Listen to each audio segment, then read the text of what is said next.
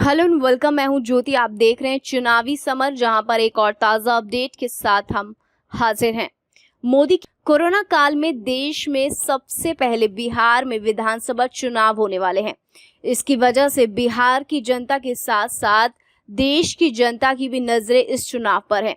वैसे राजनीतिक जानकारों का ये कहना है और ये मानना है कि बिहार में इस वक्त भाजपा विरोधी हवा बह रही है, यानी कि बिहार की जनता इस एनडीए सरकार से अब उब चुकी है और उन्हें राज्य में कोई दूसरी सरकार चाहिए। हालांकि बसपा और दलितों के समर्थक होने कहते हैं कि एनडीए के शासन से हताश जनता बिहार में बसपा को चुनेगी, लेकिन राज्य में अभी तक एक बार भी विपक्ष की भूमिका में भी नहीं पहुंची है। इसलिए पार्टी का इस बार पूर्ण रूप से सत्ता में आना थोड़ा सा मुश्किल लग रहा है। लेकिन इस बार बिहार की सत्ता की चाबी निश्चित रूप से मायावती के हाथों में रहने की उम्मीद है, यानी कि बिहार में इस बार बसपा किंग मेकर बन सकती है। इसका अर्थ हुआ कि बिहार में किंग की लड़ाई एनडीए और महागठबंधन में होने वाली है।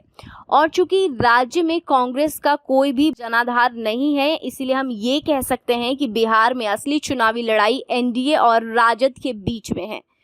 इसी कड़ी में भाजपा को जोरदार पटकनी देने के लिए राजद ने मोदी के हथियार से उन्हीं को मात देने की तैयारी की है। आपको बता दें कि राष्ट्रीय जनता दल ने 9 सितंबर को रात 9 बजे 9 मिनट तक लोगों से घर की लाइटें बंद करने की अपील की है।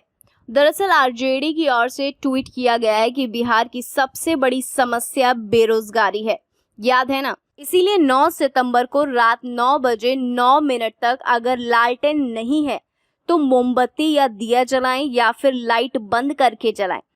उन्होंने कहा कि वे नई सोच के युवा हैं, इसीलिए समाज के हर तबके को एक साथ लेकर चलना चाहते हैं। तेजस्वी यादव ने यह भी कहा कि रोजगार नहीं होने के कारण लोगों के पास पैसे नहीं है। उन्होंने कहा कि बिहार के मुख्यमंत्री अगर रोजगार नहीं दे सकते हैं तो उन्हें भी अपनी कुर्सी छोड़ देनी चाहिए। इसके साथ साथ तेजस्वी ने मीडिया से भी बेरोजगारी और आर्थिक हालत के संकट को उठाने का आग्रह किया। उन्होंने कहा कि युवाओं के आवाज परेशानी को मीडिया में दिखाना चाहिए।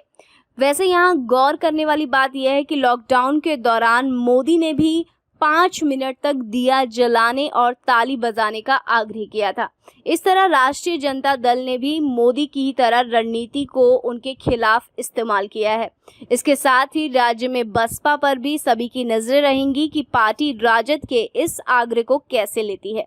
खैर, राज्य में भाजपा को मात देने के लिए जितना राजद का मजबूत होना जरूरी है, उतना ही बसपा को भी मजबूत होना जरूरी है, क्योंकि लोगों को किसी भी तरीके से एनडीए शासन से मुक्ति चाहिए। कुल मिलाकर हम ये कह सकते हैं कि बिहार में 9 सितंबर को विपक्ष महाआंदोलन करने वाला है, जिससे राज्य में भाजपा सल्तनत के हिल जाने की उम्मीद है। इस पर आपका क्या रिएक्शन है, आप प्लीज कमेंट सेक्शन में लिखकर हमें जरूर बताएं। Thank you so much. Keep watching today's for more news.